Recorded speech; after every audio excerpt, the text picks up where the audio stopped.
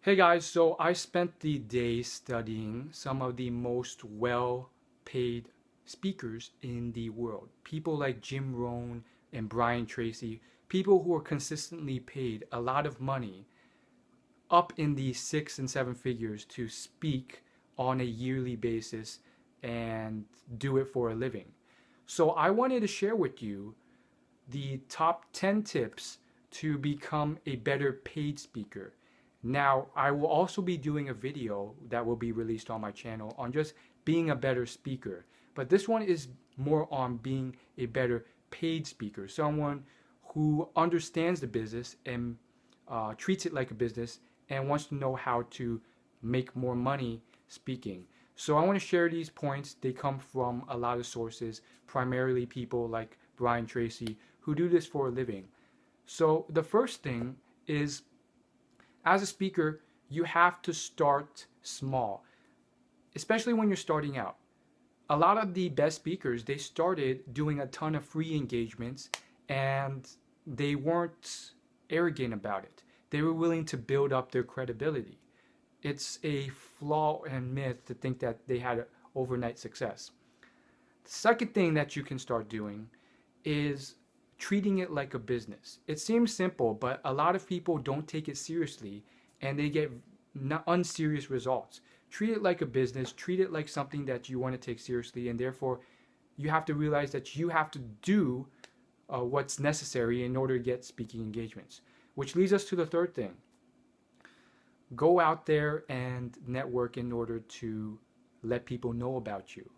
Again, sometimes if you're lucky enough, people will come to you, but a majority of the time, you have to go out there and let other people know of what you do and what you are capable of in order to serve them and let them know that they can possibly hire you. The fourth thing that you can do is better market yourself. So a lot of people, they don't really market themselves well, and even if they have the skills, because they have a really bad bio page about themselves, no one wants to hire you. So if you have a really bad hiring process, then you're never going to get hired. So long story short, make sure you market yourself right.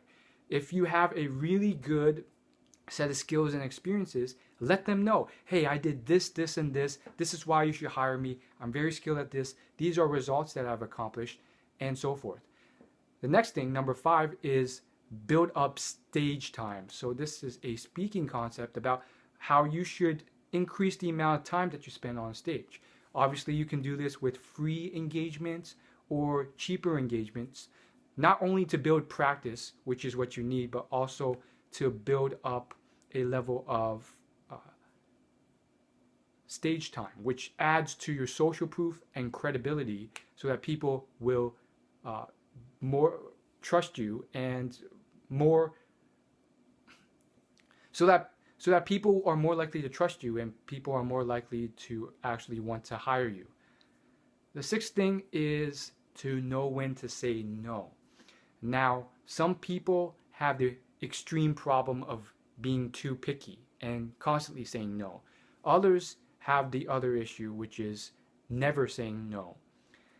It is incredibly useful to have free engagements where you can just practice and build up your stage time, but some things are just not a right fit, and you have to understand that, and you have to let those things go. If it's just something far beyond what you're really good at, then it's not going to be a right fit for you. You're going to break trust, and you're pretty much scamming them in a way because you're not really that good at a topic. The next thing that you can do, number 7, is make sure that you figure out how you are going to create money. So there's different business models for speaking. One of them is selling on stage. So while you're giving your speech, you sell something at the end. That in and of itself is a bit of an art, and it's something that can be learned. And you make most of your money sometimes from selling at the end. Other people, they do it in different ways, from the actual speaking engagement or from something else. Maybe they have a business and they pitch their product or software to the audience at the end. or maybe they collect email addresses or something else in order to sell them something later. So figure out what will work best for you. It all sometimes depends. Number 8 is to have enough confidence in yourself already to actually raise your rates when necessary.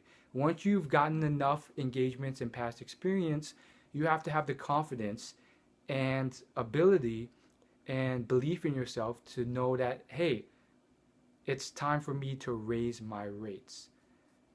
I can't just keep charging small rates.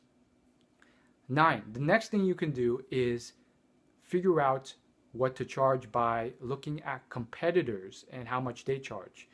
So obviously this first means that you have to have the actual skill there, but more importantly, it's a great way to gauge your market demand and how much you should charge by seeing what people are in your industry and how much they charge.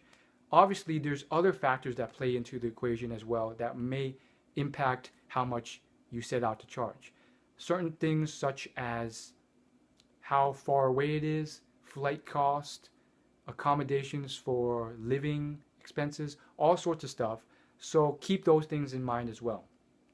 And finally, the 10th thing is actually be really, really good at your topic. If you're unprepared, it will shine through immediately. And if you don't know your topic in and out and really, really know it, not just bullet points or an outline of it, it can really fall flat. So really study your topic, really understand it, and actually be an expert at it. That way you won't end up under delivering. And that's it, guys. I want to give you a bonus tip right now, just to over deliver in that way. The bonus tip is 2 things. 1, speaking is something that takes practice and can be learned by everyone. A lot of the best speakers in the world completely sucked at it initially. So don't come in there very, scared or nervous or thinking that it's something that's unchangeable or it's just a talent thing. Realize that you will screw up time and time again, like a lot of things in life, but over time you'll get better. And the second piece of that bonus tip is to realize that when you do start speaking and you do go out there and you do start doing these things, really understand that you have to do it for more than the money. If you do it for just the money, a lot of different elements might screw you over in the long run. You're not really interested enough in the topic. It'll shine through. You won't really know and understand your topic as well as those people who really persevere and love the topic. So keep all these things in mind, and hopefully these tips help you with speaking. Of course, if you're new to this channel, you can hit the subscribe button, the big button below this video, and it'll let you know when I post, which is every Thursday.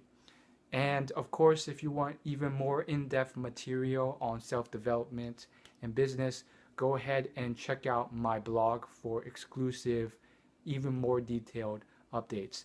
Thanks for watching, and of course, I'll see you in the next video next Thursday. Of course, here's something new to my returning subscribers. I've posted hundreds of videos, and if you're up to the challenge, I challenge you to watch at least 2 more of them. Rather than just waiting for my next post or someone else's, there's already a directory of incredible content that I've put out there that I think could level up your life. Thanks for watching, and I'll see you next week.